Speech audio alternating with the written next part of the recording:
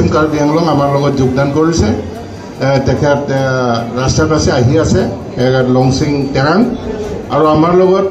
সহযোগিত আছে আৰু এলাইট হিচাপে কাম কৰি আছে CPIML কমৰেডসকল ইতিমধ্যে আহি পাওঁ হৈছে তেখেতলোকেও গতিকে মই বিশেষ নকওঁ মই আজি নমিনেশ্যন দিবলৈ গৈ আছোঁ অভাৱ অবাদন বাঢ়িছোঁ আৰু আপোনালোকৰ আশীৰ্বাদ নিশ্চয় মই ধন্যবাদ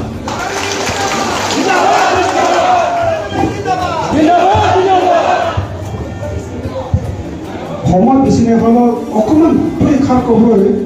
অলপতে আমাৰ লগত জইন কৰা আমাৰ ডাক্তৰ চিকিৎসক ডাঙৰীয়া সময় লাগে অকণমান সময় ল'বলৈ জনাইছোঁ আৰু আমাৰ সভাপতি ভাষণ দিয়াৰ আগতে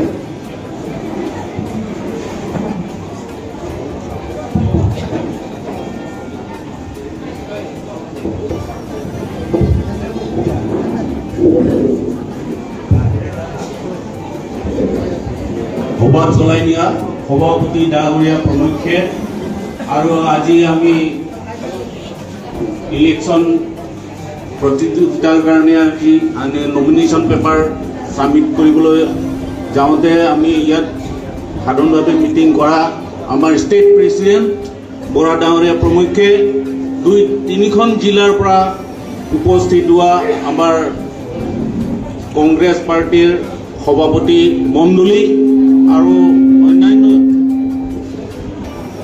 বিশিষ্ট নেতাসকল মই নাম কৰি মই ক'ব নিবিচাৰোঁ সভাপতি তাকৰ মই পোনপ্ৰথমতে আপোনালোকক ধন্যবাদ জ্ঞাপন কৰিছোঁ নমস্কাৰ আজিৰ পৰা মই নিজেই স্বতঃস্ফূৰ্তভাৱে মই কংগ্ৰেছ দলত চামিল কৰিছোঁ আৰু ভালকৈ কাম কৰি যাবৰ কাৰণে মই আপোনালোকৰ আগত প্ৰতিশ্ৰুতি দিছোঁ নম্বৰ 1 কথা নম্বৰ 2 কথা সামগ্ৰিকভাৱে মই সেইখিনি ক'ব বিচাৰিছোঁ আজি বৰ্তমান পৰিস্থিতি কেৱল কাৰ্বি আংলং ৱেষ্ট কাৰ্বি আংলং বা ডিমা হাছাও বুলি নহয় কেৱল অসম বুলি নহয় সমগ্ৰ ভাৰতবৰ্ষত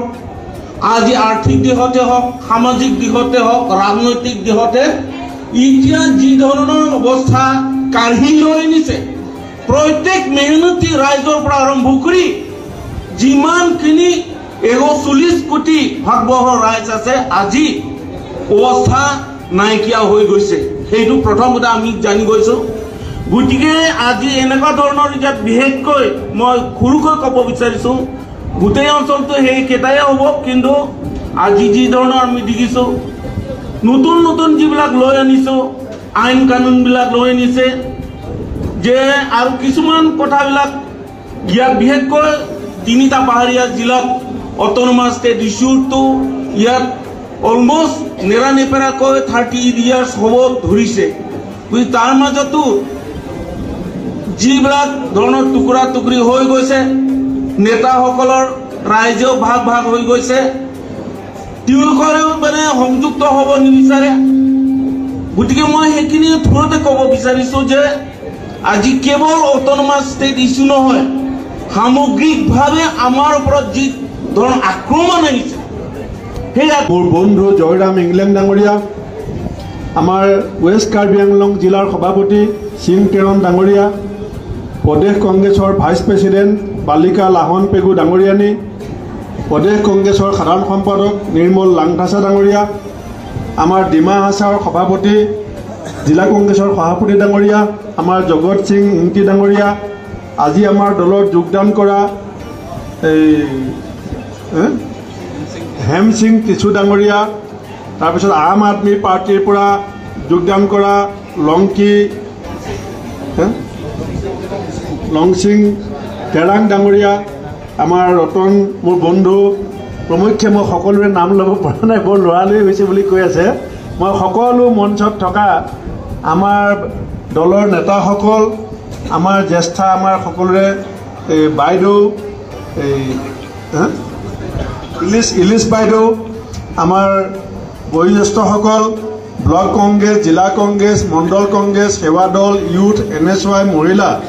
সকলোকে মই অভিনন্দন জনাইছোঁ আজি আমাৰ কাৰণে এটা ঐতিহাসিক দিন যে পাহাৰত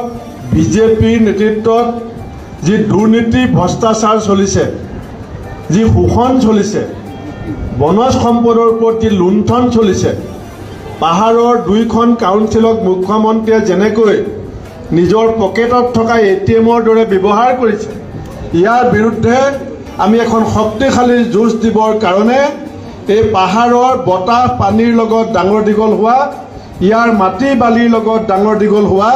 জয়ৰাম ইংলেক ডাঙৰীয়াক আমি এই লোকসভা নিৰ্বাচনত প্ৰাৰ্থী হিচাপে আগবঢ়াই দিছোঁ।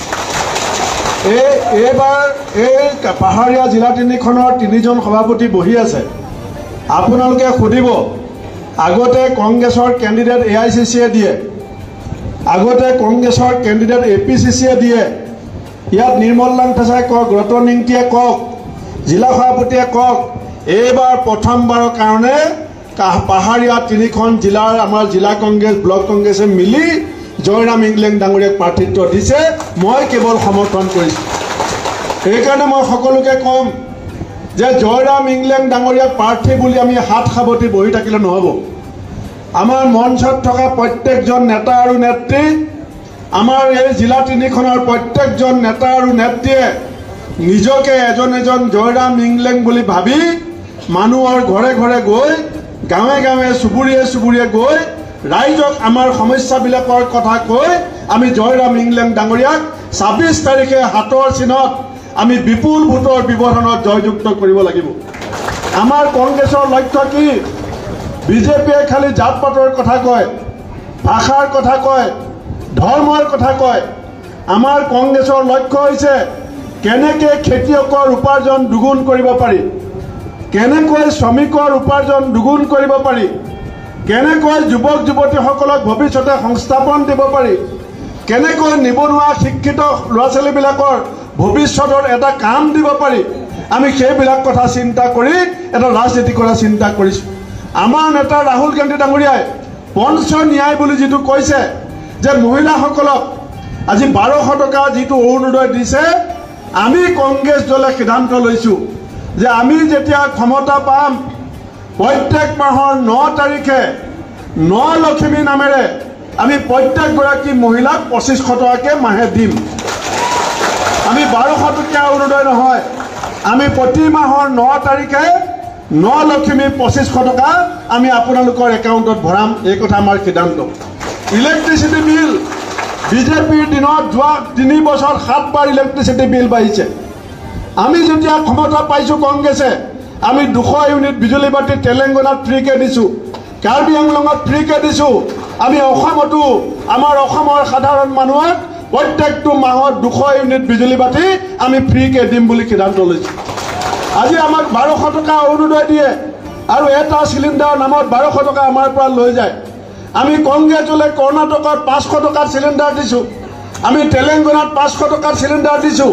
ৰাজস্থানত আমি 500 টকাৰ চিলিণ্ডাৰ দিছিলোঁ। আমি অসমতো আহি থকা সময়ত সাধাৰণ মানুহক আমি 500 টকাৰ চিলিণ্ডাৰ দিবৰ কাৰণে সংকল্প লৈছোঁ। আমি এইবিলাক কৰাৰ লগতে মই দীঘলীয়াকৈ নকওঁ, আজি আমাৰ শিলচৰতো আমাৰ কংগ্ৰেছ দলৰ প্ৰাৰ্থীয়ে মনোনয়ন দিব আৰু বহুত ৰাইজ এই হলত সোমাব পৰা নাই। ইয়াত জেগা খুব কম হৈছে, বাহিৰত হাজাৰ হাজাৰ মানুহ ৰৈ আছে। বাহিৰত ৰৈ থকা মানুহখিনিলৈ মুখলৈ চাই মই মোৰ ভাষণ চমু কৰিব বিচাৰিছোঁ। কিন্তু এষাৰ কথা মই ক'ম যে আজি প্ৰত্যেকটো পৰিয়ালে কি বিচাৰিছে? সংস্থাপন বিচাৰিছে, কাম বিচাৰিছে, উপাৰ্জন বিচাৰিছে। আৰু মুখ্যমন্ত্ৰীয়ে কি দিব বিচাৰে? হিন্দু মুছলমানৰ ভয় খুৱাব বিচাৰে, হিন্দু মুছলমানৰ ভয় খুৱাব বিচাৰে, হিন্দু মুছলমানৰ কথা কয়। বাকীবিলাক আমি যেতিয়া দোকানলৈ যাওঁ তেতিয়া দোকানীবিলাকে আমাক হিন্দু বুলি দাম কমাই দিয়ে নেকি? দালিৰ দাম, আলুগুটিৰ দাম, মিঠাতেলৰ দাম, পিঁয়াজৰ দাম, কাচি তেলৰ দাম, ডিজেলৰ দাম আমাৰ হিন্দুবিলাকৰ কাৰণে কম নেকি? স্কুলৰ এডমিশ্যনৰ ফিজ, কিতাপৰ দাম আমাৰ হিন্দুৰ কাৰণে কম নেকি? যদি মুখ্যমন্ত্ৰীয়ে হিন্দু মুছলিম বুলি কয়, হিন্দুবিলাকৰ ঘৰত কিমান ল'ৰা ছোৱালীয়ে চাকৰি পাইছে? ৰাইজ ইলেকশ্যনত মুখ্যমন্ত্ৰীয়ে কেইটামান বচা বচা টিভি চেনেলৰ সৈতে মিলি আমাৰ মগজবিলাক কণ্ট্ৰল কৰিব বিচাৰিছে, নিয়ন্ত্ৰণ কৰিব বিচাৰিছে। মূল বিষয়বিলাকৰ পৰা আমাক ফালৰি কটাই নিব বিচাৰিছে। ইলেকশ্যনৰ সময়ত তেওঁলোকে কৈছিলে যে বিজেপি আহিব বিদেশী যাব আপোনালোকে জানেনে বিদেশী কেইজন গ'ল যোৱা 10 বছৰ 2জন গ'ল বিদেশী আজি এইবিলাক কথা আমি হিচাপ কৰিব লাগিব এই মুখ্যমন্ত্ৰীয়ে কৈছিলে বিয়াৰ ছোৱালীবিলাকক 1 তোলা সোণ দিব কোনে বলে সোণ হাত দেখাওকচোন 1 তোলা সোণ দিম বুলি কৈছিলে নে নাই ইমান মিছা কথা কোৱা মুখ্যমন্ত্ৰী পাহাৰলৈ কেনেকৈ আহিব পাৰে কিয় পাহাৰৰ গাভৰু ছোৱালীয়ে মুখ্যমন্ত্ৰীকে প্ৰশ্ন নুসুধে যে আপুনি যে 1 তোলা সোণ দিম বুলি কৈছিলে সোণৰ তোলাটো ক'ত আছে সোণৰ তোলা কি বুলি কৈছিলে 25 লাখ যুৱক যুৱতী সংস্থাপন দিব 25 লাখ যুৱক যুৱতী সংস্থাপন দিম বুলি কৈছিলে আজি পাহাৰত কিমান ল'ৰা ছোৱালীয়ে চাকৰি পালে কিমান খেতিয়কৰ উপাৰ্জন বাঢ়িল কিমান শ্ৰমিকে কাম পালে কেইটা উদ্যোগ পাহাৰত হ'ল কিমান ৰাস্তা পাহাৰত হ'ল গোটেই গছ কাটি খাস্তাং কৰি দিলে শিলৰ কুঁৱাৰী নামত পইচা লুটপাট চলি আছে 1000 বিঘা মাটি এটা পৰিয়ালে দখল কৰিব বিচাৰি আছে এই কথাবিলাকৰ বিৰুদ্ধে প্ৰতিবাদ কৰিবৰ কাৰণে দিল্লীলৈ আমি জয়ৰাম ইংলেঙক পঠাব বিচাৰিছোঁ আৰু জয়ৰাম ইংলেং এজন যোদ্ধা জয়ৰাম ইংলেং নতুন যোদ্ধা নহয় পাহাৰৰ মানুহে চিনি পায় জয়ৰাম ইংলেঙক কাউন্সিল জিকিছিলে MLA জিকিছিলে কাউন্সিলৰ চেয়াৰমেন হৈ পেলাই চলাইছিলে এজন ৰাজনৈতিকভাৱে অভিজ্ঞ এজন সাহসী নিৰবিচ্ছিন্নভাৱে মানুহৰ সেৱাত উৎসৰ্গিত এজন ব্যক্তিক 3খন জিলাৰ আপোনালোকে মিলি প্ৰাৰ্থিত্ব প্ৰক্ষেপ কৰিছে সেই জয়ৰাম ইংলেং ডাঙৰীয়াৰ কাৰণে মই সদায় আহি পেলাই নিৰ্বাচনী প্ৰচাৰ চলাব নোৱাৰোঁ মই আপোনালোকৰ শ্ৰীচৰণত আপোনালোকৰ হাতত মই জয়ৰাম ইংলেঙক আমাৰ সোনিয়া গান্ধী ৰাহুল গান্ধীৰ হৈ মই আপোনালোকৰ হাতত সমজাই দিছোঁ আপোনালোকে জয়ৰাম ইংলেঙক দিল্লীলৈ পঠিয়াব জয়ৰাম ইংলেঙে দিল্লীত গৈ এই কাৰ্বি আংলঙৰ লুণ্ঠনৰ কথা ক'ব এই কাৰ্বি আংলঙৰ দুৰ্নীতি ভ্ৰষ্টাচাৰৰ কথা ক'ব ইয়াৰ যুৱ প্ৰজন্মৰ সপোন বাস্তৱিত কৰিবৰ কাৰণে কাম কৰিব আৰু সেইকাৰণে মই এটা শ্লোগান দিম আমাৰ কংগ্ৰেছৰ এবাৰ শ্লোগান হৈছে সংস্থাপনৰ অৰ্থ হৈছে উপাৰ্জন বৃদ্ধি কৰা চৰকাৰী চাকৰি কেৱল নহয় আজি কণী বাহিৰৰ পৰা আনিব লাগে গাখীৰ বাহিৰৰ পৰা আনিব লাগে মাছ বাহিৰৰ পৰা আহিব লাগে চাউল বাহিৰৰ পৰা আহিব লাগে কাৰ্বি আংলঙৰ এইখন গামোচাক মই গৌৰৱ কৰোঁ কিন্তু আমাৰ অসমত ব্ৰহ্মপুত্ৰ পতাকাত আমাৰ গামোচাখনো আজিকালি বাহিৰৰ পৰা আহিবলৈ লৈছে অসমৰ সকলো কুটিৰ শিল্প বন্ধ হৈ গ'ল অসমৰ সকলো সৰু উদ্যোগ বন্ধ হৈ গ'ল অসমৰ মজলীয়া উদ্যোগ বন্ধ হৈ গ'ল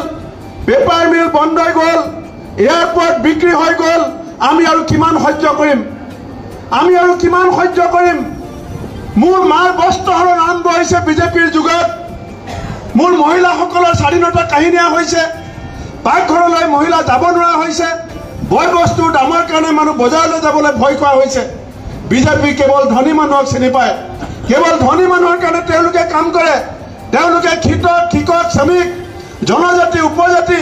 অনুসূচিত জাতি এইবিলাক মানুহক কেৱল ভোটৰ সময়ত তেওঁলোকে ভোট দিয়া মেচিন বুলি ব্যৱহাৰ কৰিব বিচাৰে সেইকাৰণে ৰাইজসকল মই এটা শ্লোগান দিছোঁ আপোনালোকেও ক'ব মই যেতিয়া ক'ম আপোনালোকে ক'ব সংস্থাপন মানে আমাক কাম লাগে আমাক চাকৰি লাগে আমাক কাম কৰি আপোনালোকে জানে যে এজন প্ৰাক্তন বিধায়কে আজি আমাৰ দলত যোগদান কৰিছে বিজেপিৰ পৰা আহি সেইধৰণে 3খন পাহাৰীয়া জিলাৰ ৰাইজে শিলদল ভাঙি স্বতঃস্ফূৰ্তভাৱে ওলাই আহিছে এই পাহাৰৰ লুণ্ঠন ভ্ৰষ্টাচাৰ দুৰ্নীতি ইয়াৰ বনজ সম্পদ ধ্বংস হৈছে তাৰ বিৰুদ্ধে জয়ৰাম ইংলেং ডাঙৰীয়াক লগত লৈ পাহাৰৰ ৰাইজে অহা 26 তাৰিখে EVM-ত তীব্ৰ প্ৰতিবাদ সাব্যস্ত কৰিছে আমি দুৰ্নীতি ভ্ৰষ্টাচাৰৰ লগতে ইয়াৰ যুৱ প্ৰজন্মৰ ভৱিষ্যতৰ সুৰক্ষা ইয়াৰ মানুহৰ সংস্থাপন দুখীয়া মানুহৰ উপাৰ্জন বৃদ্ধি আৰু যি ধৰণে বিজেপিয়ে বিভিন্ন আঁচনিবিলাক দি পেলাই মানুহক প্ৰলোভন দিব বিচাৰিছে এই অৰুণোদয়ৰ বিপৰীতে 9 লক্ষ্মী প্ৰত্যেক মাহৰ 9 তাৰিখে 9 লক্ষ্মী 2500 টকা 500 টকাত gas cylinder electricity bill 200 unit free এয়া আমাৰ কংগ্ৰেছ দলৰ প্ৰতিশ্ৰুতি কালি মুখ্যমন্ত্ৰীয়ে কৈছে যে কংগ্ৰেছৰ প্ৰাৰ্থিত বিজেপিয়ে নিৰ্ণয় কৰে চাওক মুখ্যমন্ত্ৰীগৰাকীয়ে মূল বিষয়বিলাকৰ পৰা ফালৰি কাটিব বিচাৰিছে অসম চুক্তি 5 নং 9 নং ৰূপায়ণ কৰাৰ কথাটো কি হ'ল কাৰ্বি আংলঙৰ কাৰণে 244A বিজেপিৰ কমিটমেণ্ট আছিলে, সেই কথাটো পাহৰাই ৰাখিব বিচাৰিছে। তেওঁলোকে এই কাৰ্বি আংলং আৰু ডিমা হাছাও কাউন্সিল দুখনক মুখ্যমন্ত্ৰীয়ে নিজৰ পকেটত থকা ATM বুলি ভাবে, সেই কথাবিলাক পাহৰাব বিচাৰিছে। সেইকাৰণে তেওঁলোকে মানুহৰ মগজটো নিয়ন্ত্ৰণ কৰিব বিচাৰে। অসমৰ মানুহে মুখ্যমন্ত্ৰীৰ চৰকাৰী কথাত ভোট নেযায়। অসমৰ মানুহে অসমৰ মৌলিক সমস্যা সমাধানৰ কাৰণে আমাৰ কংগ্ৰেছ দলৰ প্ৰাৰ্থী জয়ৰাম ইংলেং ডাঙৰীয়াক যে জয়যুক্ত কৰাব, সেই কথা আজি জনসমুদ্ৰই প্ৰমাণ কৰিছে।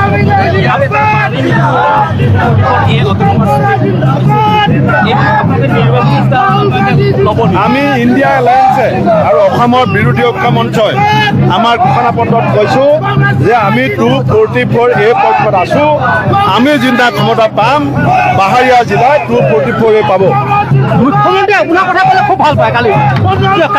নহয়, মুখ্যমন্ত্ৰীয়ে তেওঁ এই চকীখনৰ কাৰণে তৰুণ গগৈ ডাঙৰীয়াক পিছফালৰ পৰা চুৰি মাৰিছিলে, সৰ্বানন্দ সোণোৱাল ডাঙৰীয়াক পিছফালৰ পৰা চুৰি মাৰিছিলে। নিজে CM হ'বৰ কাৰণে দুজন মানুহক পিছফালৰ পৰা চুৰি মাৰিলে। মই তেওঁৰ আশীৰ্বাদত CM হ'ব বিচৰা নাই। অসমৰ ৰাইজে যিদিনা আশীৰ্বাদ দিব, অসমৰ ৰাইজে যিদিনা বিকল্প বিচাৰিব, সেইদিনাখনৰ কাৰণে কংগ্ৰেছ সাজু হৈছে। মুখ্যমন্ত্ৰীয়ে কালি